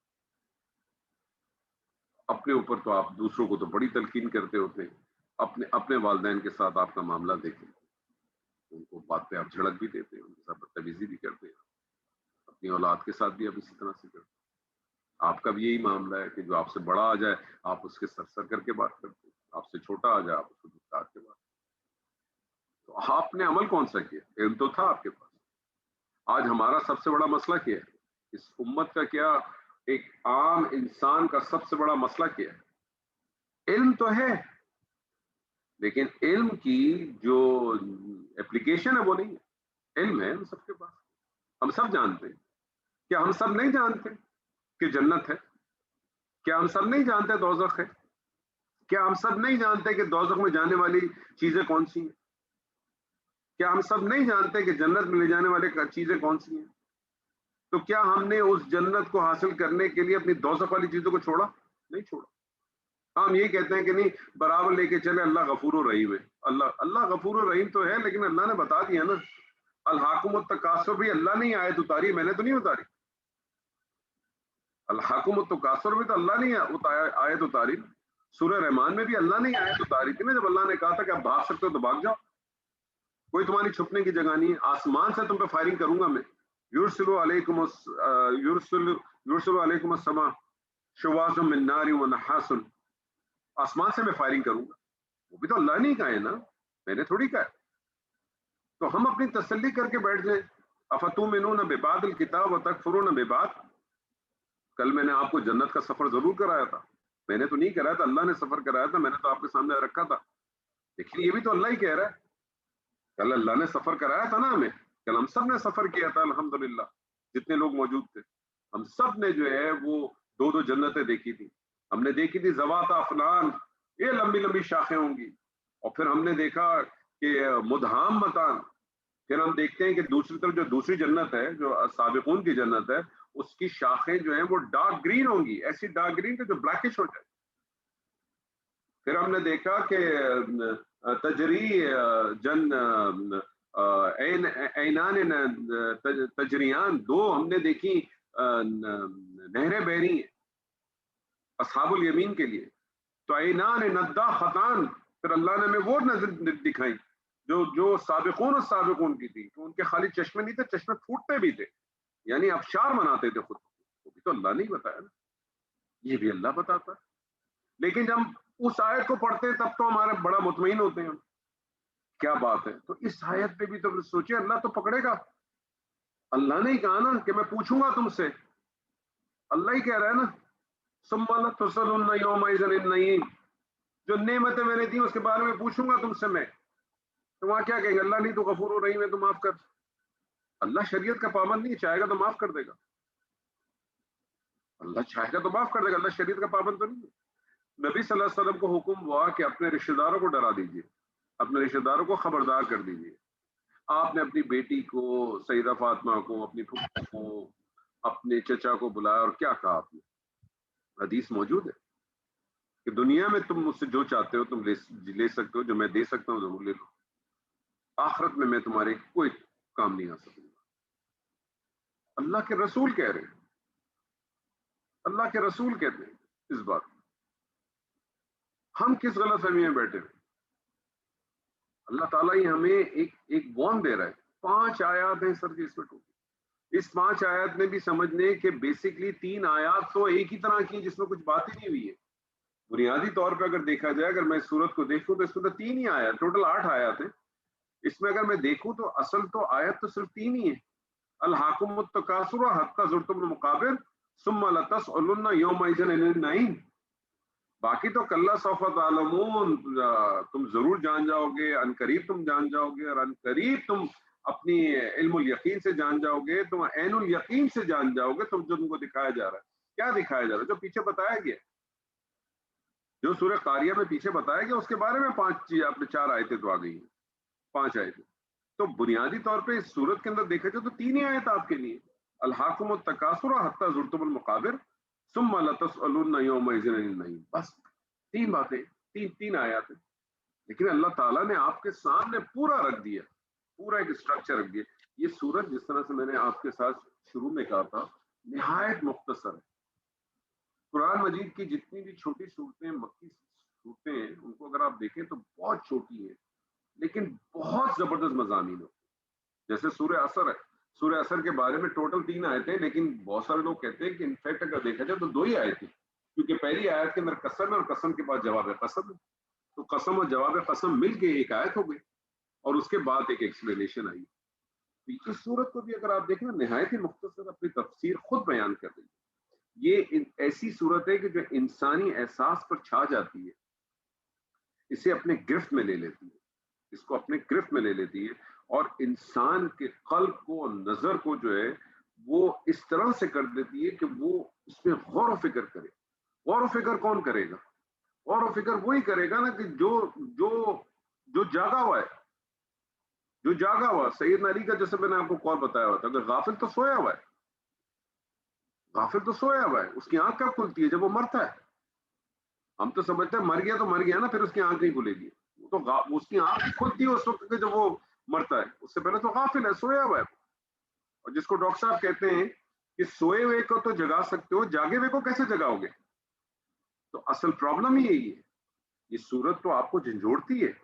کس کو جھنجھوڑتی ہے؟ جو تھوڑا سا جاگنے کی کوشش کرے, جو تھوڑا سا سوچے کہ بات کیا ہو رہی ہے. مجھے تو جنت میں جانا ہے. کل جو میں نے جنت دیکھی ہے, میں نے جو کل ٹریلر پڑھا ہے, میں نے کل جو ٹریلر دیکھا ہے, میں نے تو بکنگ کرانی ہے اس کی. آپ کو اگر آج کسی جنت کا, یہ جو جنت اللہ تعالیٰ دکھاتا ہے, آج ٹی وی کے اوپر کوئی ایڈ آ جائے اور آپ سے کہا جائے 1000 روپے کے اندر آپ کا یہ 5 دن کا پیکج ہے, اور پہلے آئیے, پہلے پائیے کی بنیاد پہ آپ حاصل کر لیں, اور بہت لمیٹڈ اس کی سیٹس ہیں. ہم نے اسی قسم کی ایک جنت بنائی ہوئی, ایک ریزورٹ بنایا ہوا. آپ دیکھیں تو صحیح, لوگ اپنا کھانا پینا نہانا دھونا سب بھول جائیں گے, ہر آدمی اس ٹکٹ کو لینے کے چکر میں. کیوں؟ تو میں تو وہ جنت دیکھ چکا ہوں. آپ نے بھی دیکھی, میں نے بھی دیکھی, آپ نے بھی پڑھی, میں نے بھی پڑھی. مجھے اور آپ کو اس جگہ جانا ہے. اگر مجھے اور آپ کو اس کو جگہ پہ جانا ہے تو اللہ تعالیٰ میں بتا رہا ہے کہ کون کون سے کام چھوڑ دو. اللہ تعالیٰ نے وہاں بھی کیا کہا, جنت کس کے لیے؟ جنت کس کے لیے؟ اللہ تعالیٰ نے کہا نا, میں نے تو نہیں کہا, اللہ تعالیٰ نے کہا وَلِمَنْ خَافَ مَقَامَ رَبِّهِ جَنَّتَانِ. کس کے لیے جنت؟ جو اپنے رب کے سامنے کھڑے ہوتے ہوئے ڈرتا ہے, خوف رکھتا ہے. کس چیز کا ڈر؟ اللہ کی معصیت سے ڈر. کس چیز کا ڈر؟ اللہ مجھ سے ناراض نہ ہو جائے, اللہ کی محبت مجھ سے نہ چلی جائے, اللہ کی شفقت مجھ سے نہ چلی. 2 جنت چاہتے ہیں, 2 کام کرنے. 2 جنت, 2 کام. کون کون سے 2 کام؟ جن کاموں کو اللہ تعالیٰ نے کرنے کا حکم دیا اس کو بجا لاؤ, جن کاموں سے اللہ نے روکا اس سے رک جاؤ. تو ان چند الفاظوں میں, ان 3 آیات میں, 8 آیات ہیں ٹوٹل, لیکن ان 3 آیات میں اللہ تعالیٰ نے پوری دنیا کی زندگی کی جھلک آپ کے سامنے رکھ دی. ایک عظیم خوفناک معنی رکھنے والی صورت ہے اس کے لیے کہ جو اپنی فطرت سلیمہ کو جاگے رکھتا ہے. جس نے اپنی فطرت سلیمہ کو جاگے رکھا اور اس نے سوچا کہ اللہ مجھ سے کیا کہتا ہے, اللہ کی کیا مجھ سے یہاں ریکوائرمنٹ ہے, اس کے لیے تو اس صورت میں بہت کچھ ہے. اس کے لیے تو اس صورت میں بہت کچھ ہے. اور میں تو یہی سوچتا ہوں کہ ہم سب کو سوچنا چاہیے الحاکم التکاثر. ہم سب کو بھی اس چیز نے غافل کر دیا. ہم یہ کیوں نہیں سوچتے ہم اپنی زندگی کے اندر اگر ہم دیکھیں تو ہم اپنے وقت کو ہم جب دیکھتے ہیں، ہم جب سیرتیں پڑھتے ہیں، ہم اپنے صحابہ کی سیرت پڑھتے ہیں، اپنے انبیاؤں کو تو چھوڑ دینا، وہ تو چنے ہوئے ڈائریکٹ لوگ ہیں، ان کی زندگی، کیا اللہ تعالیٰ کے اتنے خاص چنے ہوئے لوگ جن پہ اللہ کا کلام اترتا ہو، وہ اتنی مشکلوں میں رہے، وہ اتنی تکلیفوں میں رہے کہ جن کے پاس کھانے کو نہ ہو، جو دو دو اپنے پیٹوں کے اوپر 2 پتھر اور 3 پتھر باندھ کے 2 2 3 3 کے واقع کرتے ہیں، ان لوگوں کے لیے اللہ تعالیٰ نے ایک ڈیمونسٹریشن ہی دی ہے نا ہمیں۔ ایک روایت کے اندر تو یہ بھی ہے کہ نبی صلی اللہ علیہ وسلم کے ساتھ کچھ ساتھی بیٹھے ہوئے تھے اور وہاں آپ نے کھجور کھایا ہے اور دودھ پانی پیے، اور آپ نے پھر یہ آیت پڑھنے کے بعد کہا کہ اس کا بھی، اس نعمت کا بھی جواب دینا ہوگا۔ ارے ہم تو آج کل رمضان ہے، ہم تو پتہ نہیں کتنی کھجوریں آدھی کھا جاتے ہیں، آدھی پھینک دیتے ہیں، اس کی بھی پرواہ نہیں کرتے۔ آج کل تو ہمارا نیا اسٹائل ہوتا ہے، ہم اب تو نلکے کے پانی اور واٹر کولر سے تو پانی پینا ہم پسند ہی نہیں کرتے، ہم تو سب بوتلوں سے پانی پیتے۔ بعض دفعہ تو یہی ہوتا ہے، آپ کسی دعوت میں چلے جائیں، آپ کسی دروس میں چلے جائیں، آپ درس میں چلے جائیں، آپ لوگ چھوٹی چھوٹی پانی کی بوتلیں ہوتی ہیں رکھتے ہیں لوگ، کچھ لوگ جو ہے تھوڑی سی بڑی رکھ دیتے ہیں، جو بڑی رکھتے ہیں بہت سارے لوگ ہوتے ہیں 2 گھونٹ باندھتے ہیں رکھ دیتے ہیں، باقی سارا پانی ضائع۔ کیا اس کا حساب نہیں دیں گے؟ ہے نورا؟ بالکل نہیں، بے شک دینا پڑے۔ تو یہ صورت ضرور ہلانے والی ہے، ہمیں جھنجھوڑنے والی ہے، اور ہمیں جھنجھوڑنا ہے بھی، ہمیں ہلانا ہے بھی، اپنے آپ کو ہلانا ہے، ہمیں یہ سوچنا ہے، ہمیں اپنا محاسبہ کرنا ہے، ہمیں دیکھنا ہے، ہمیں دیکھنا پڑے گا، ہمیں سوچنا پڑے گا، کیا ہم، ہمارا جو تقاصر ہے، ہمارا جو غافل ہے، ہمیں اپنے تقاصر کو ڈھونڈنا پڑے گا۔ ہماری کثرت کس چیز کی، جو میں نے آپ سے شروع میں کہی تھی کہ یہاں اللہ تعالیٰ نے وہ ان کی پریپوزیشن کو معذوف رکھا ہے، سورہ منافقون میں نہیں رکھا۔ سورہ منافقون میں تو اللہ نے کہہ دیا لا تلہکم، امر کا صیغہ ہے، وہاں امر کا صیغہ ہے، لا تلہکم اموالکم واولادکم عن ذکر اللہ، وہاں اللہ تعالیٰ نے ڈیفائن کر دیا، یہاں اللہ تعالیٰ نے ڈیفائن نہیں کیا، اللہ تعالیٰ نے آپ کے اوپر چھوڑ دیا۔ اب آپ دیکھیں آپ کی کثرت کس جگہ پر ہے، آپ کی کثرت جو ہے وہ مال و دولت اولاد کے لیے ہے، آپ کی بلند و بالا گھروں کے لیے، گاڑیوں کے لیے، زیورات کے لیے، کسی بھی چیز کے لیے، آپ کی جو ہے یہ ساری کاوشیں کسی منصب کو حاصل کرنے کے لیے، اقتدار کو حاصل کرنے کے لیے، کس چیز کی آپ کی، اس لیے کہ لوگوں میں آپ کا نام ہو، کس چیز کے لیے، اس چیز کو ضرور دیکھیں۔ پھر ہم یہ دیکھیں کہ ہماری جو غفلت ہو رہی ہے وہ کیا ہو رہی ہے۔ کیا ایک آدمی کہہ سکتا ہے میں تو اللہ کی یاد سے غافل ہی نہیں ہوتا، اللہ کی یاد سے غافل نہیں ہوتا، 5 وقت نماز پڑھتا ہوں، میرے یہ ٹائم ہے، اذکار کے بھی ٹائم ہے، تسبیح کے بھی ٹائم ہے، میں تو چلتے پھرتے بھی اذکار کرتا ہوں، چلتے پھرتے تسبیح پڑھتا ہوں، لیکن ہاں ٹھیک ہے، میں زبان کا خیال نہیں رکھتا، لوگوں کے ساتھ بدتمیزیاں کر دیتا ہوں، میں ہاں لوگوں کے حق بھی کھا جاتا ہوں، وہ چلتا رہتا ہوں۔ ساری چیزوں کو دیکھ کیا ہم حقوقوں کی ادائیگی کرتے ہیں کہ نہیں؟ سارے تقاصر ہیں، یہ سب اسی کا حصہ ہے۔ ہلاک کر دیا غفلت نے، لوگوں نے، اکثر لوگوں نے احادیث سے بھی جو ملتا ہے اس کے معنی اسی طرح سے لیے کہ مال اور اولاد کی، اس کو، کیونکہ مال اور اولاد کو جو ہے وہ اللہ نے فتنہ بھی کہا ہے، آزمائش بھی کہی ہے قرآن مجید میں، انما الاموالکم واولادکم فتنہ، اللہ تعالیٰ خود کہتا ہے۔ تو جب وہ چیزیں اسٹینڈرڈ موجود ہیں ہمارے پاس قرآن و احادیث سے، تو اس کو ضرور لیں، لیکن یہ کثرت کسی بھی چیز میں ہو سکتی ہے، کثرت اولاد کی صورت میں ہو سکتی ہے، اولاد کی صورت میں بھی کثرت ہو سکتی ہے، اور اولاد کے ساتھ یہ والا جو معاملہ ہے اس چیز کا بڑا خیال رکھیں، اپنی چھوٹے بچوں کے سامنے کم سے کم اپنے رشتہ داروں یا اپنے دوستوں کی اگر کوئی ڈیفیشنسیز ہیں، یا ان کے ساتھ کوئی، ان کے اوپر کوئی بہت بڑا اللہ کا اگر اس قسم کا کوئی مالی فضل یا نظر نہیں آتا بظاہر آپ کو، ان چیزوں کو ڈسکس نہ کیا کریں اپنے بچوں کے سامنے، کیونکہ آپ ان بچوں کے اندر خود بخود ایک فخر کا پہلو کریٹ کر رہے ہیں۔ ہم سب اپنے بچوں کے سامنے اس طرح سے نہ کہا کریں اپنے غریب رشتہ داروں کے بارے میں یا غریب دوستوں کے بارے میں، اپنے جاننے والے، یہ ہم استعمال کرتے ہیں، بہت کامن ہے، یار وہ بیچارے دیکھو کیسے، یار وہ بیچارے کیسے۔ آپ کون ہوتے ہیں یہ کرنے والے بات؟ اللہ تعالیٰ نے آپ کے اوپر فضل کیا، اللہ کا شکر ادا کریں۔ آپ اگر ان کے لیے کچھ کر نہیں سکتے تو اپنی زبان کو تو قابو میں رکھیں، اپنی زبان کا خیال رکھیں، بچوں کے سامنے چیزیں نہ کریں کم سے کم۔ کیونکہ بچوں کو کے اندر فخر کا پہلو ہم خود بڑھا رہے ہیں. جس طرح سے بچوں کو جھوٹ بولنا ہم خود سکھاتے ہیں نا، ہم جھوٹ بولنا لوگوں کو سکھاتے ہیں.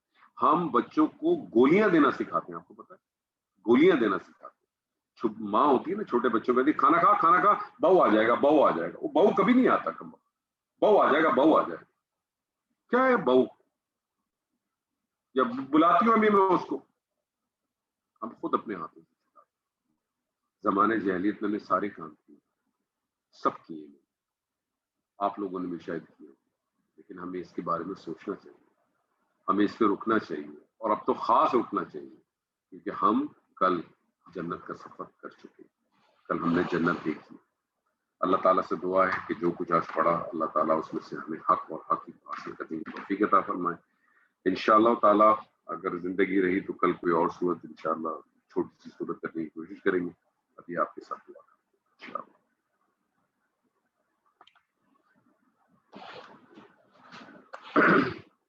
صدق الله العظيم وبلغ رسوله الكريم ونحن على ذلك من الشاهدين والحمد لله رب العالمين مالك يوم الدين.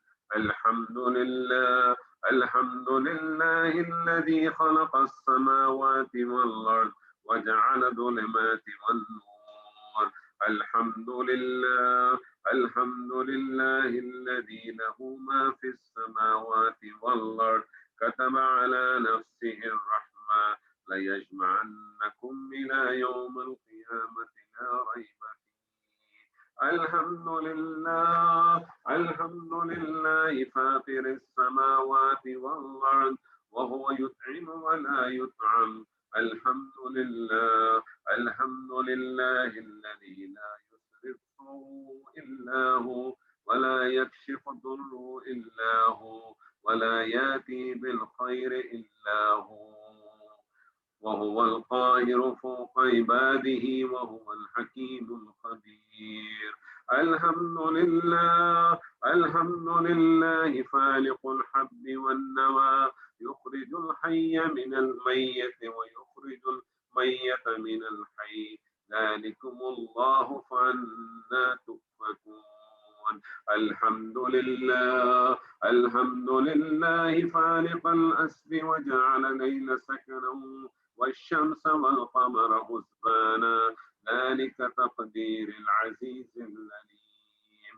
الحمد لله الذي جعل لنا النجوم لنهتدي بها في ظلمات البر والبحر. الحمد لله الذي أنشأنا من نفس واحدة ومستقر ومستودع. الحمد لله الذي أنزل من السماء ماء فأخرج به نبات كل شيء يخرج منها حبا متراكبا ومن النخل من تلئها قنوان دانية وجنات من أعناب والزيتون والرمان مشتبه وغير متشابه. الحمد لله الذي هدانا إلى صراط مستقيم دينا قيما ملة إبراهيم حنيفا وما كان من المشركين. الحمد لله الذي هدانا وما كنا لنهتدي لولا أن هدانا الله. الحمد لله الذي جعلنا من أهل القرآن وأكرمنا بختم القرآن في شهر القرآن وجعلنا من خير أمة أخرجت للناس. اللهم لا تصرفنا من هذه الليلة إلا بذنب مغفور وسعي مشكور وعمل متقبل مبرور وتجارة لن تبور وشفاء لما في الصدور وتوبة خالصة لوجهك الكريم. اللهم اجعلنا وأهلنا وذرياتنا والمسلمين جميعا فيها من تقائك من جهنم وتلقائك من النار. اللهم اجعلنا في هذه الليلة ممن نزلت إليهم فرحمتهم وسمعت دعاءهم فأجبتهم. اللهم نسألك في ليلة القدر وأسرارها وأنوارها وبركاتها أن تتقبل ما دعونك به وأن تقضى حاجتنا يا أرحم الراحمين. اللهم لا تدع لنا يا ربنا في هذه الليلة اللهم لا تدع لنا يا ربنا في هذه الليلة اللذيذة اللهم لا تدع لنا يا ربنا في هذه الليلة اللذيذة ذنبا إلا غفرته ولا مريدا إلا شفيته ولا ميتا إلا رحمته ولا دعاء إلا استجبته ولا تائبا إلا قبلته ولا آريا إلا كسوته ولا فقيرا إلا أغنيته ولا مؤمنا إلا ثبته ولا مؤمنا إلا ثبته ولا مؤمنا إلا ثبته ولا طالبا إلا وفقته ولا عاصيا إلا هديته ولا مظلوما إلا نصرته ولا عدوا إلا أخذته ولا عدوا إلا أهلكته ولا حاجة من هوائج الدنيا والآخرة هي لك فيها رضا ولنا فيها صلاة إلا قضيتها ويسرتها برحمتك يا أرحم الراحمين يا أرحم الراحمين يا أرحم الراحمين يا قاضي الحاجات يا قاضي الحاجات يا مجيب الدعوات.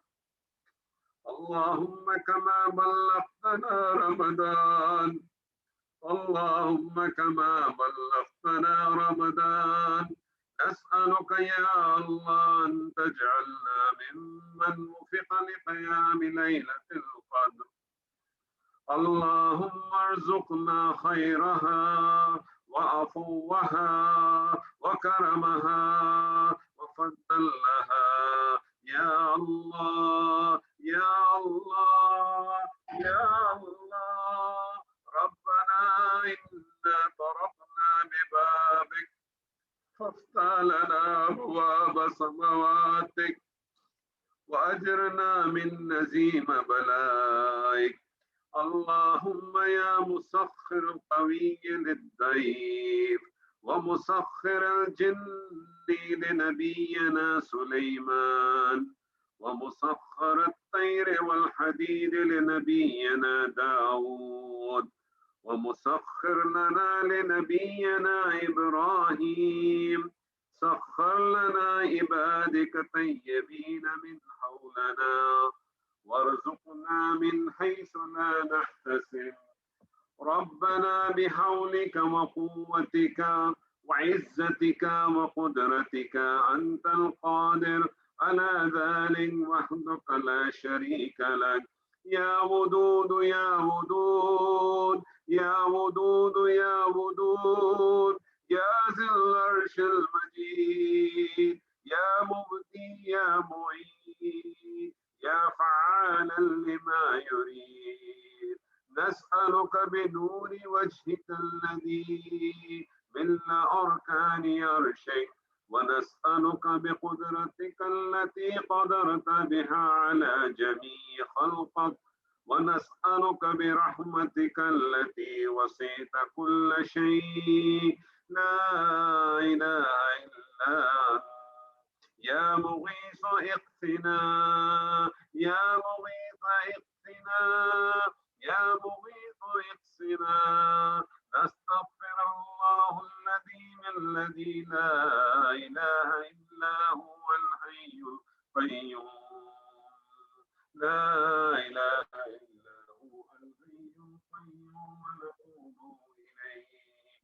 اللهم اهدنا فيمن هديت، وعافنا فيمن عافيت، وتولنا فيمن توليت، وبارك لنا فيما أعطيت، وقنا واصرف عنا شر ما قضيت، وإنه لا يذل من واليت، ولا يعز من ناديت، تباركت ربنا وتعاليت.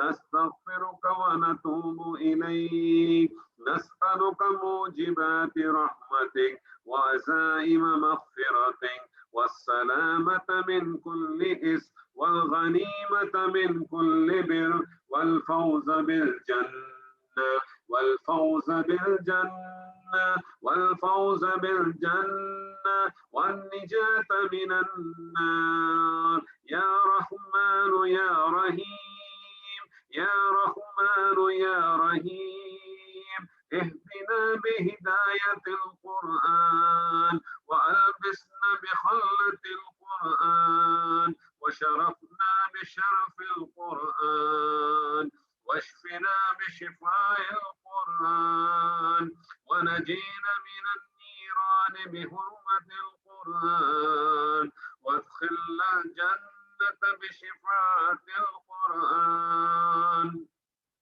اللهم اجعله حجة لنا لا علينا، اجعلنا ممن يحل حلالا ويحرم حراما، ويعمل بمحكمه ويؤمن بمتشابهه، ويتلو حق تلاوته على الوجه الذي يرضيك عنا.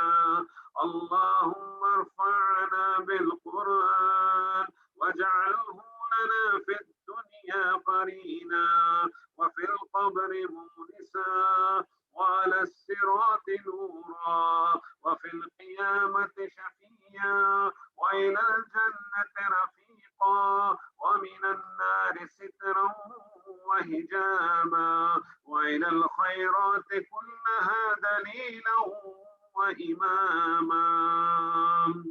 يا رحمن يا رحيم، يا رحمن يا رحيم. اجعلنا على الإسلام ثابتين، ولفرائدك موئدين، وبسنتك نبيك محمد صلى الله عليه وسلم مستمسكين، وعلى الصلاة محافظين، وللزكاة فاعلين، ولرضاك متبعين، برحمتك يا أرحم الراحمين، يا خير المسؤولين، يا مجيب السائلين.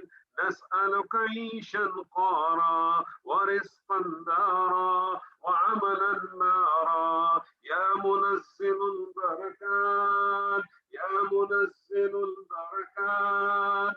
بارك لنا في آبائنا وأمهاتنا وعلمائنا وقرائنا، وارحم من يتم منهم، واهدنا شبابنا وبناتنا، وأصلي نساءنا وبناتنا، وأصلي أهوالنا، وأصلي ذات بيننا.